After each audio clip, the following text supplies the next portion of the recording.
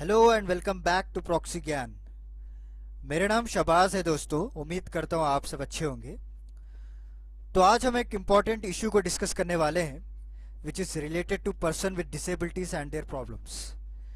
Due to lockdown कोविड-19 pandemic की वजह से पर्सन विद डिसेबिलिटीज जो विकलांग व्यक्तियों को कई सारे प्रॉब्लम्स को फेस करना पड़ा है दोस्तों। तो सारे आज हम इश्यूज को डिस्कस करने वाले हैं, क्या क्या चैलेंजेस फेस कर रहे हैं ये लोग और किस तरह हम इम्प्रूव कर पाएंगे, और इनके रिलेटेड क्या एक्ट्स पास किए गए हैं पार्लियामेंट के द्वारा, और क्या क्या स्कीम्स हमारी गवर्नमेंट ऑफ इंडिया चला रही है अभी इनको बेनिफिट्स के लिए। तो सारा कुछ हम डिस्कस करेंगे। वेरी इंपॉर्टेंट टॉपिक है अंडर जीएस पेपर 2। अगर आप देखेंगे तो सोशल जस्टिस टॉपिक के अंदर आपको issues related to person with disabilities रहेगा, या गवर्नमेंट इंटरवेंशन पॉलिसीज को लेकर, और वेलफेयर स्कीम्स जो बनाए जाते हैं इन लोगों के लिए, तो उसके अंदर आपको वेरी इंपॉर्टेंट टॉपिक हो जाता है ये। तो चलिए शुरू करते हैं आज का लेक्चर। शुरू करने से पहले एक छोटा सा रिमाइंडर मैं आपको देना चाहता हूँ कि आप हमारे पेनड्राइव और एंड्रॉयड कोर्सेज को एक्सप्लोर करना चाहते हैं तो हमारा वेबसाइट है www.proxygyan.com।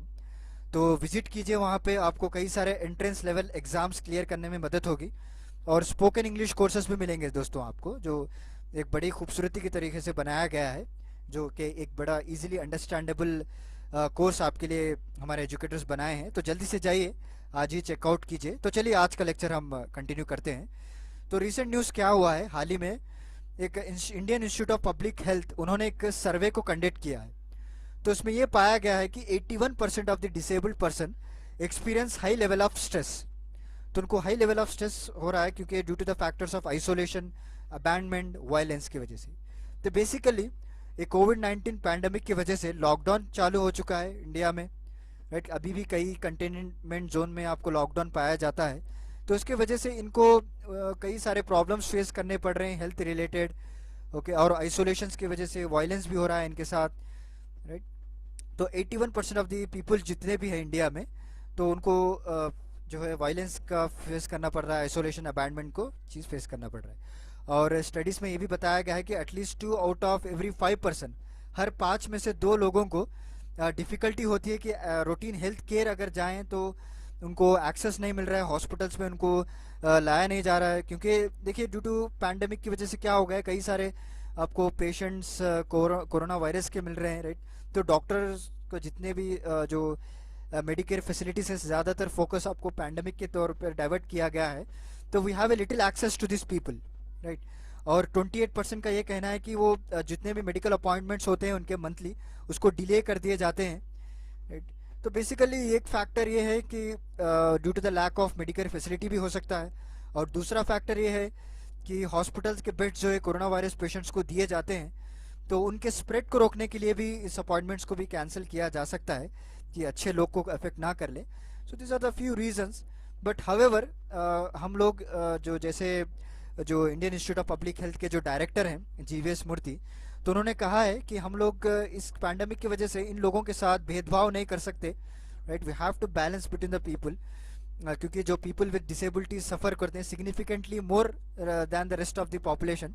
जिस तरह हम दूसरों को केयर प्रोवाइड करते हैं उसी तरह इनको भी प्रोवाइड करना चाहिए, राइट। और उनके हेल्थ के साथ कोई कॉम्प्रोमाइज़ ना हो, क्योंकि अगर आप सस्टेनेबल डेवलपमेंट गोल में देखें तो हेल्थ भी एक one of the main factor है, राइट। तो मैंने सारे स्टैटिस्टिक्स जैसे आप देख रहे हैं स्क्रीन पे, at least 2 out of every 5 person with disabilities reported difficulty in accessing the routine health care. जो उनका रूटीन हेल्थ केयर रहता है उसको भी एक्सेस करने इनको तकलीफ हो रही है। और जैसे 28% have to delay their medical appointment, जो मैं अभी बताया। ड्यूरिंग लॉकडाउन क्या करते हैं, सारा ट्रांसपोर्ट बंद रहता है और मेडिकल स्टाफ कम रहती है, और सारा मेडिकल फैसिलिटी जो कोरोना वायरस पेशेंट उनको डाइवर्ट कर दिया गया है ताकि स्प्रेड कम हो सके, और इन लोगों को भी मेडिकल अपॉइंटमेंट्स कैंसिल कर दिए गए, राइट। और मोर देन टोटल सर्वे में 403 जो विकलांग व्यक्तियों को सर्वे किया गया था, तो उसमें मोर देन हाफ, यानी मोर देन 200 पीपल नोटेड कि इस लॉकडाउन की वजह से उनके हेल्थ के ऊपर बहुत ज़्यादा इफेक्ट पड़ा है। क्योंकि अगर आप देखें तो 35% ऑफ दी जो डिसेबल्ड पर्सन है जो मेडिकल केयर चाहते हैं हर महीना, उनको नहीं मिल पा रही है। और 58% जो रेगुलर ब्लड प्रेशर जो करते हैं हर एवरी मंथ उनका चेकअप होता है, वो भी नहीं हो पा रहा है। तो this is very dangerous figures दोस्तों, क्योंकि अगर ज़्यादा इनको चेकअप ना करेंगे तो it will create another new problem, right. तो जैसे मैंने आपको बताया कि 403 फिजिकली डिसेबल पर्सन इस स्टडी में पार्ट लिए हैं, जिसमें 60% मेन है और 40% वुमेन को इंक्लूड किया गया है, और 14 स्टेट्स में इस सर्वे को कंडक्ट किया गया है। एक तो छत्तीसगढ़ हो गया, एमपी हो गया, यूपी, बिहार, झारखंड, उड़ीसा, दिल्ली, और साउथ में अगर आप देखेंगे Tamil Nadu, Telangana, AP, Maharashtra. So this are the states जहाँ पे 403 पीपल्स को सर्वे किया गया और ये फैक्ट्स को बाहर निकल कर आए हैं। So we have to take care them. जैसे हमारे जो आईपीएच के जो डायरेक्टर हैं जीवीएस मूर्ति जी ने, उन्होंने कहा है कि we have to create a balance between them, right. तो चलिए आगे बढ़ते हैं और कुछ फैक्ट्स के बारे में जानते हैं जो स्टडी में पाए गए हैं। तो इस लॉकडाउन की वजह से जो स्ट्रेस लेवल रहा है इन फिजिकल डिसेबल्ड पर्सन के लोगों के बीच में, वो ज़्यादा हो चुका है, क्योंकि 34.5% मेंटली अफेक्ट हुए हैं लोगों ने, और जस्ट 20% को खाली रेगुलर काउंसिल दी गई है ड्यूरिंग लॉकडाउन में, जो कि बाकी अगर आप आंकड़ा देखेंगे तो विदाउट लॉकडाउन अगर नॉर्मल चल रहा होगा इकोनॉमिक ग्रोथ, तो 80% of the people will get एक regular council. Can you imagine, totally आपको 60% का गैप आ रहा है, राइट। और 11.4% ऐसे लोग हैं जो अपने रेगुलर साइकियाट्रिक मेडिसिन एक्सेस करने के लिए प्रॉब्लम फेस कर रहे हैं। और जैसे मैंने आपको बताया, मोर देन हाफ रेस्पोंडेंट्स उनके जो हेल्थ है उसके ऊपर डायरेक्टली इफेक्ट पड़ा है due to the lockdown. So this are the few facts and figure. देखिए दोस्तों, मैं हर लेक्चर में इसीलिए इस डाटा को इंक्लूड करता हूँ ताकि अगर आप नोट्स बना रहे हैं तो नोट डाउन कर लीजिए, because data is very place a crucial role in exam answer writing. अगर आप इस तरह से अगर 1, 2, 3 पॉइंट्स भी अगर आप लिख देंगे एग्जाम में याद करके, तो एग्जामिनर के पर हर बार मैं यही बोलता हूँ कि एक पॉजिटिव इफेक्ट पड़ेगा, या आपको प्लस पॉइंट मिलेगा लोग दूसरों से, क्योंकि थ्योरी तो देखिए हर कोई लिखता है, राइट, सजेशंस हर कोई प्रोवाइड करता है, but data is more important. Data उतना याद नहीं रहता है, तो मैं इसीलिए मेरे हर लेक्चर में डाटा प्रोवाइड करता हूँ ताकि आपको एक आइडिया हो जाए। इससे आप क्या कर सकते हैं, कैलकुलेट कर सकते हैं आपको आंसर राइटिंग में भी फर्दर क्या सजेशन देना है। आप इस डाटा को सजेशन में भी यूज़ कर सकते हैं, किस तरह से गवर्नमेंट पॉलिसीज़ को डेवलप करेंगे हम, वेरी इंपॉर्टेंट रोल, राइट। सो चलिए आगे बढ़ते हैं और जानते हैं हम क्या कॉन्स्टिट्यूशनल प्रोविजंस को प्रोवाइड किए गए हैं फॉर डिसेबल्ड पर्सन। तो अगर आप आर्टिकल 41 को देखते हैं, जो directive principle of state policy है डीपीएसपी, तो उसमें क्लियरली पावर दिया गया है स्टेट को कि वो कोई भी प्रोविजन बना सकते हैं ताकि इन लोगों के राइट टू वर्क को प्रोटेक्ट किया जाए, राइट टू एजुकेशन दिया जाए, क्योंकि अगर आप देखें तो इनके लिए 6 to 18 ईयर्स तक आपको फ्री एजुकेशन रहता है, और right to access in public places. Okay, ऐसा इंफ्रास्ट्रक्चर को डेवलप करना है जो गवर्नमेंट ऑफिसेस लीजिए और कई सारे पब्लिक इंस्टीट्यूशन जो कि इजीली एक्सेसिबल हो।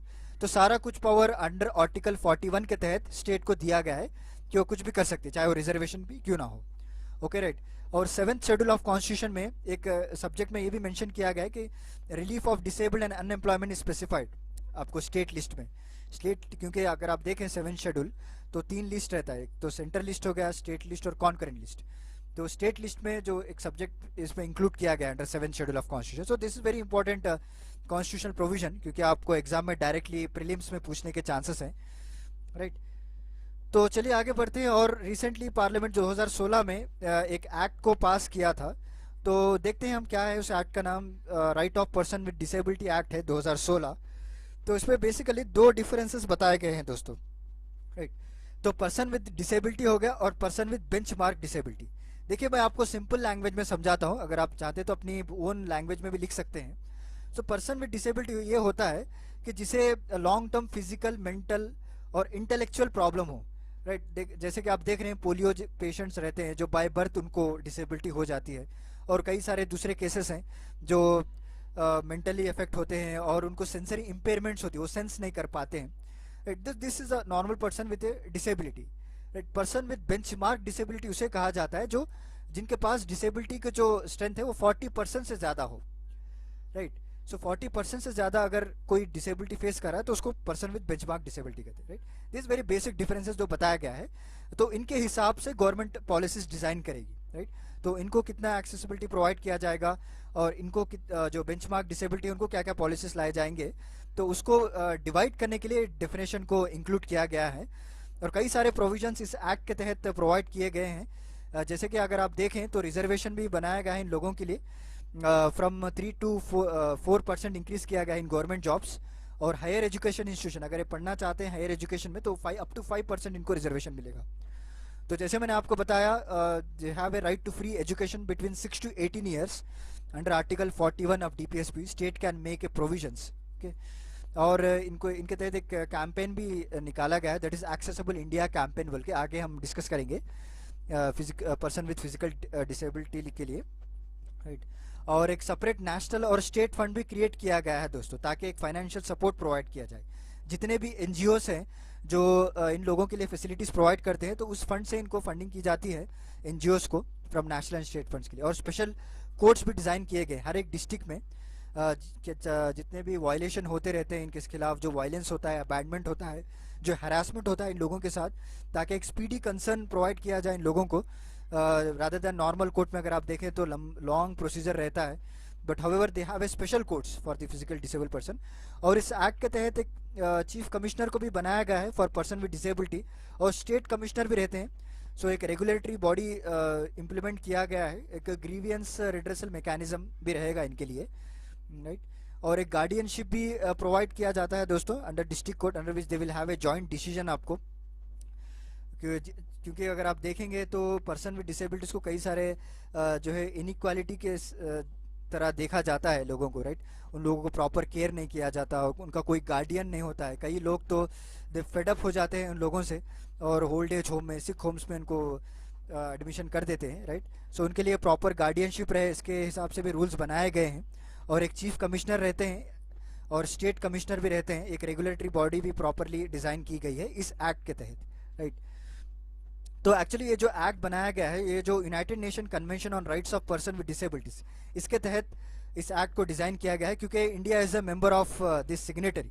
सो दिस लॉ जो है United nation convention on rights of person with disability, so India एक सिग्नेटरी है इस यूएन का. ओके. सो उम्मीद करता हूँ आपको क्लियर हो गया होगा rights of person with disability act 2016. अगर आपको मेंस में अगर क्वेश्चन पूछे तो ये सारे पॉइंट्स आप इंक्लूड कर सकते हैं. इट्स वेरी इंपॉर्टेंट पॉइंट्स जो एग्जाम पर्सपेक्टिव से आप कवर सकते. 15 मार्क्स का अगर क्वेश्चन हो तो आप इजीली इसको मेंशन कर पाएंगे. तो चलिए क्या क्या इश्यूज है हम डिस्कस कर लेते हैं. पहली बात तो हेल्थ इश्यूज है, क्योंकि अगर आप लार्ज नंबर ऑफ डिसेबिलिटीज देखें, हम प्रिवेंट कर सकते हैं, राइट. सो बेसिकली कुछ ज़्यादातर लोगों को डिसेबिलिटीज बाय बर्थ होती हैं, राइट. अगर आप देखें तो कई पास्ट ईयर से तो पोलियो की वजह से कई सारे डिसेबल बच्चे पैदा होते थे, but however number of cases अभी कम हो चुके हैं due to invention of polio vaccine की वजह से, और प्रॉपर टीका लगाने की वजह से टाइम टू टाइम बच्चों को इस बीमारी से हम रोक सकते हैं, प्रिवेंट. और मैटरनल कंडीशंस को हम प्रॉपरली अगर मॉनिटर करेंगे तो इस डिसेबिलिटीज़ को भी रोका जा सकता है. और प्रॉपर न्यूट्रिशंस अगर प्रोवाइड किए जाएंगे for mother at the time of birth, after 40 days के बाद अगर प्रॉपर न्यूट्रिशन प्रोवाइड किया जाए तो सारे चीज़ हम रोक सकते हैं, राइट. फर्दर अभी लैक ऑफ अफोर्डेबल एक्सेस हो चुका है ड्यू टू कोरोना वायरस, जैसे मैंने आपको बताया पैंडमिक. प्रॉपर हेल्थ केयर नहीं मिल रहा है उनको, प्रॉपर अप्लियंस नहीं मिल रहे हैं, एड्स नहीं दिया जा रहा है. और जो भी हेल्थ केयर फैसिलिटीज़ इनके लिए बनाए गए हैं वो सारे पूरली इंफ्रास्ट्रक्चर है दोस्तों, वहाँ पे प्रॉपर इक्विपमेंट्स ही नहीं है, और जो भी हेल्थ वर्कर्स हैं वो भी प्रॉपरली ट्रेंड नहीं है, right. So we have to come up with a new policy कि वहाँ पे अच्छे लोगों को रखा जाए, अच्छे डॉक्टर्स को रखा जाए, क्योंकि ये भी एक इम्पॉर्टेंट कंसर्न हो जाता है. अगर हेल्थ वर्कर्स ही प्रॉपरली ट्रेंड ना हो तो इन लोगों को किस तरह से हेल्थ केयर फैसिलिटीज़ प्रोवाइड की जाएगी, राइट. तो नेक्स्ट हमारा इंपॉर्टेंट इशू है एजुकेशन को लेकर, क्योंकि देखिए education system is not an inclusive, right. Education is for all, हर व्यक्ति को एजुकेशन लेना ज़रूरी है. इस तरह नहीं कि कोई एक सिस्टम है खाली उन लोगों को एजुकेशन चाहिए बाकी लोगों के लिए, this is not the right thing, right. और इनको प्रॉपर इंफ्रास्ट्रक्चर फैसिलिटीज़ प्रोवाइड करनी चाहिए डिसेबल्ड पर्सन के लिए, राइट, ताकि वो ईजिली एक्सेस कर सकें. सपोज कोई भी स्कूल्स ले लीजिए आप, वहाँ पे प्रॉपर इंफ्रास्ट्रक्चर हो, एक सीढ़ियों को निकाला जाए प्रॉपरली, इनके लिए एक स्लिपरी रोड बनाया जाए वहाँ पे, ताकि वो इजीली जा सके अंदर, राइट. फर्दर रिजर्वेशंस भी प्रोवाइड किया जाए हायर एजुकेशन इंस्टीट्यूशन में. अभी तो प्रोवाइड किया है 5%, तो अभी इसको इंक्रीज कर सकते हैं, राइट. तो एम्प्लॉयमेंट की बात करें, so even though many disabled adults are capable of productive work, so disabled adults के पास कई सारे प्रोडक्टिव वर्क करने की ताकत होती है, but however due to the discrimination among the people इन लोगों को कम सेलेक्ट किया जाता है, राइट. मैं आपको एक छोटा सा स्टोरी सुनाता हूँ. मेरे जो मैं काम करता था ऑफिस में, वहाँ पे एक डिसेबल्ड पर्सन रहा करते थे जो अक्सर एक व्हील चेयर पर आया करते थे, राइट. तो he is not able to talk, he just can hear, right. And और पैर से भी वो माजूर थे, तो इतना टैलेंटेड थे वो, राइट. तो अगर उनको मैनेजर बुलाना पड़ता था किसी काम से, तो just he will tap on the table, right, उनको पता चल जाता था कि मुझे मैनेजर बुला रहे, तो ही इज़ वेरी कॉन्शियस, और वर्क में भी इतना प्रोडक्टिव किया करते थे, हम लोग नहीं कर पाते थे उतना। सो दे हैव अ टैलेंट दोस्तों, but they need a platform, right. आज एम्प्लॉयमेंट में क्या हो गया है, लोग थोड़ा पीछे हटने लगे हैं, क्योंकि इन लोगों को अलग से हम इंफ्रास्ट्रक्चर प्रोवाइड करना पड़ेगा, राइट। इनके ऊपर हम ज़्यादा प्रेशर नहीं डाल पाएंगे, so this is not the right thing. They will also compete with others, right, but just we need to focus on their talent. So discrimination जो मैंने नेक्स्ट इंपॉर्टेंट इशू है, जैसे मैंने आपको बताया अभी, कई सारे फैमिली पर्सन्स में भी डिस्क्रिमिनेशन चलता है, लोग इनसे फेडअप हो जाते हैं और कई सारे होम ओल्ड एज होम्स में, सिक्स होम्स में यहाँ पे डाल देते हैं उनको, राइट। और इनको एक एक्टिव पार्ट भी माना नहीं जाता है, कई आपको कहीं जाना हो फंक्शंस में तो इनको लेके नहीं जाया जाता, कई सारे डिस्क्रिमिनेशन किया जाते हैं दूसरे लोगों के साथ, right. So we have to come this, we have to overcome this.